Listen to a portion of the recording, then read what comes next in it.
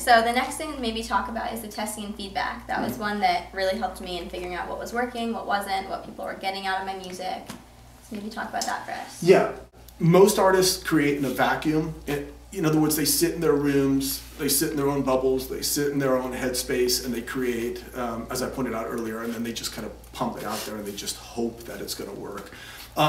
But rather than actually go out and spend a lot of money in a recording studio and spend a lot of money manufacturing or buying the van and rehearsing the band, only to find out maybe you could have done a little bit of work, why not find that out earlier in the process? I mean, it just makes complete sense, right? I mean, obviously, I'm not just going to write this up and just kind of throw it out there and hope it communicates well.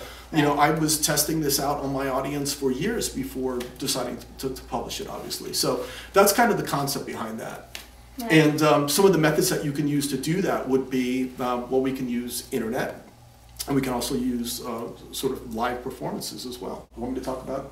Yeah, how would you use a live performance in a professional way to kind of gauge what's working and what's not? Okay, this is something I did, which I think was very, very helpful in one of the groups that I was in. What we did is we were recording a record and we wanted to know which song should make it on the record. So we're like, well, why should we decide? Let's let the fans decide. So we got a room, something similar to this, got some pizzas, got some beers, and essentially waited to give them the beer until after we played, right? Perfect. And played through the set, created a little bit of a survey, and we just said on a scale from 1 to 5, 1 being you didn't like it, 5 being you immediately liked it, what do you think of each song? So we'd play each song and then they'd check it off. And we had about 30 people in the room of our representative audience, people that were most likely to listen to our music. And these weren't our, girlfriends and moms and dads. It was people that we sort of randomly picked in a select area and invited them. And a lot of people were totally into it. And we did that 3 times. So you have 90 people essentially saying, which songs they think should make the record. And it could be something very, very easily done. Okay. How would you go about doing it online?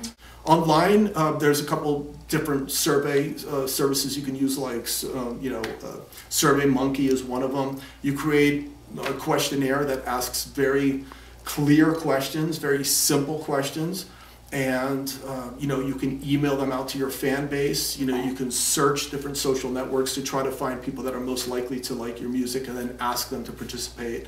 And then, of course, always provide some incentive, like a free download or something like that, to kind of give people an incentive to maybe, help you out. But this is it validates, why you should pursue something rather than just kind of shooting in the dark and hoping everything works out. So it's a really good exercise. So. Awesome, thank you.